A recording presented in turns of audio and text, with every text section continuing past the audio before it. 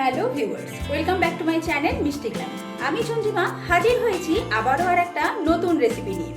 আজকে এই রেসিপিটা নতুন নয়, এটা বহু পরিচিত চিকেনের একটা রেসিপি। আজ আমি বানাবো চিকেন ডাক বাংলো, তাও আমার স্টাইলে। আশা রাখছি আপনাদের ভিডিওটা ভালোই লাগবে। ভিডিও ভালো লাগলে প্রত্যেকবারের মতো লাইক আর শেয়ার করতে কিন্তু একদমই ভুলবেন না। এখনো যদি আমার চ্যানেলটি সাবস্ক্রাইব করে না থাকে, প্লিজ বন্ধুরা অবশ্যই এই চ্যানেলটি সাবস্ক্রাইব করে আমার পাশে থাকবে। চটপট দেখে নেওয়া যাক আমার আজকের রেসিপি চিকেন ডাক বাংলো। চিকেন ডাক বাংলো বানাবার জন্য এখানে আমি 750 চিকেন নিয়ে নিয়েছি। প্রথমে চিকেনটাকে ম্যারিনেট করে নেব।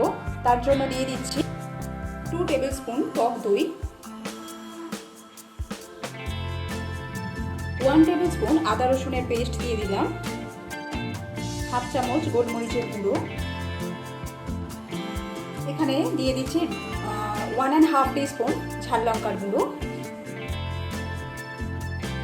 হাফ চামচ জিরে গুঁড়ো অ্যাড করে দিচ্ছি, হাফ চামচ দিয়ে দিচ্ছি ধনে গুঁড়ো, হলুদ দিয়ে দিচ্ছি হাফ চামচ, একটা মিডিয়াম সাইজের টমেটো কুচি অ্যাড করে দিচ্ছি। এবার দিয়ে দিচ্ছি সর্ষের তেল, দিয়ে দেবো পরিমাণ মতো নুন।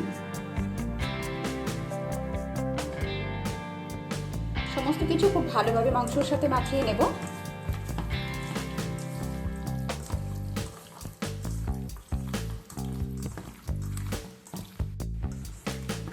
মাংসের সাথে সমস্ত মশলা খুব ভালোভাবে মাখানো হয়ে গেছে। এইভাবে আমি আধ ঘন্টার জন্য রেখে দেবো। যতক্ষণ মাংসটা ম্যারিনেট হচ্ছে ততক্ষণ আমি আলু আর ডিমটাকে সেদ্ধ করে নেব। এখানে ছোট ছোট আলু ছিল বলে আমি এখানে গোটা ব্যবহার করেছি।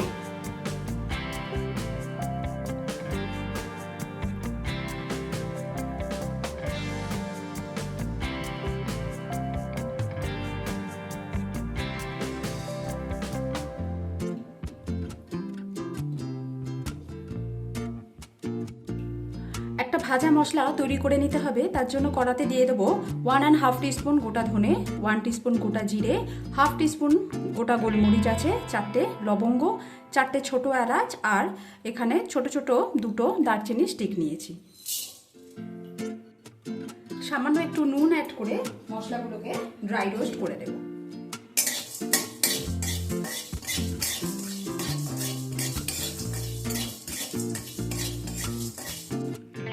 আপনারা দেখেই বুঝতে পাচ্ছেন এখানে কিন্তু আমি একদম বেসিক মশলা ব্যবহার করেছি। মশলাগুলো ড্রাই রোস্ট করা হয়ে গেছে। এবার আমি এগুলোকে ঠান্ডা করে এর একটা ফাইন পাউডার তৈরি করে নেব। এবার কড়াতে আমি দিয়ে দিচ্ছি সর্ষের তেল,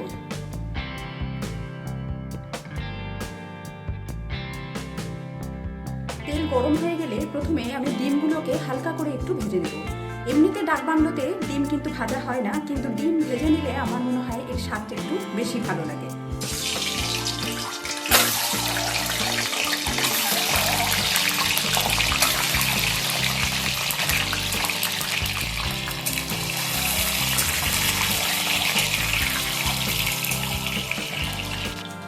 ডিমগুলো একদম হালকা করে ভেজে নেওয়া হয়ে গেছে। এবার আমি তুলে নিচ্ছি।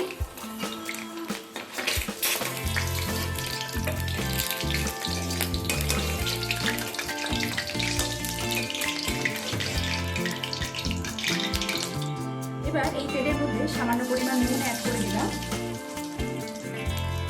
সেই সাথে অ্যাড করে দিচ্ছি সামান্য পরিমাণে হলুদ।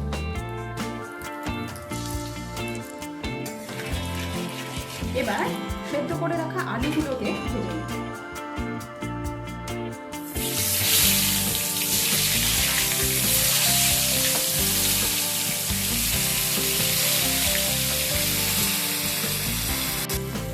হালকা করে আলুগুলোকে ভেজে নেব। তেলের মধ্যে নুন আর হলুদটা দিয়ে দিলাম যাতে আলুর মধ্যে নুনটা ঢোকে আর আলুটা একটা সুন্দর কালার ধরে।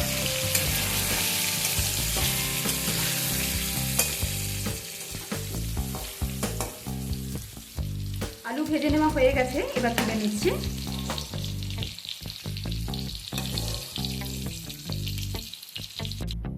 এবার এই তেলের মধ্যে দিচ্ছি 2টো গোটা শুকনো লঙ্কা, একটা মুখ ফাটানো ছোট এলাচ দিয়ে দিলাম, আর ছোট একটা দারচিনি স্টিক।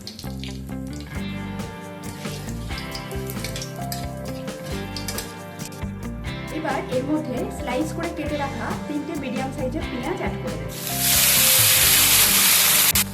এবার এই তেলের মধ্যে আমি 1 teaspoon Kashmiri red chilli powder দিচ্ছি, শুধুমাত্র সুন্দর একটা কালারের জন্য। পেঁয়াজটাকে ভেজে নিতে হবে।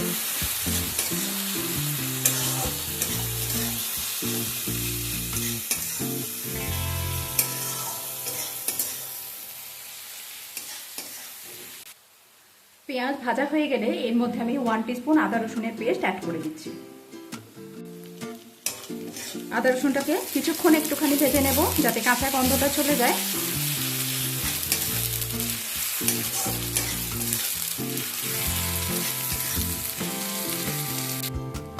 এবার এর মধ্যে দিয়ে দিচ্ছি ম্যারিনেট করে রাখা চিকেন।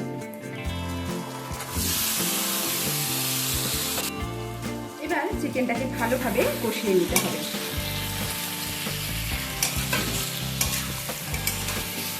কষানোর সময় গ্যাসের ফ্লেমটা মিডিয়াম টু হাইতে রাখবেন, নাহলে যেহেতু দই দেওয়া আছে তো চিকেন থেকে অনেকটা পরিমাণ জল ছেড়ে যাবে, কষানোটা খুব একটা ভালো হবে না।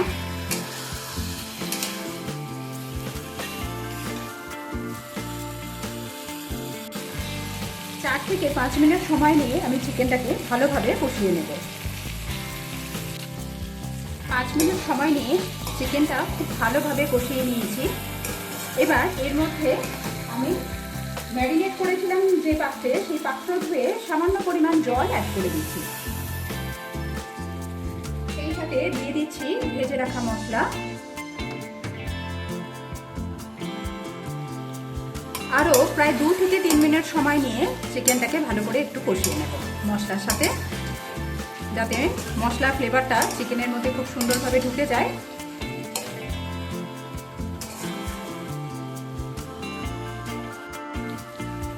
আরও 2 মিনিট সময় নিয়ে ভালোভাবে মাংসটাকে কষানো হয়ে গেলে এর মধ্যে আমি জল অ্যাড করে দেব।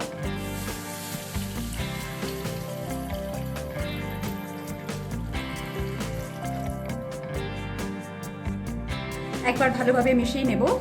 ম্যারিনেশনের সময় পরিমাণ মতো নুন দিয়ে রেখেছিলাম, তাই এখন আর নুন দেব না।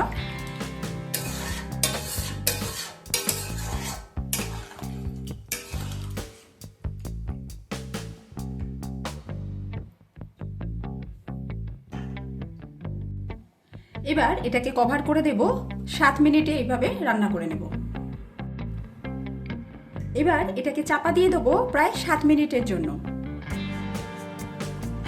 7 মিনিট পরে এর মধ্যে ডিম আর আলু অ্যাড করে দেব।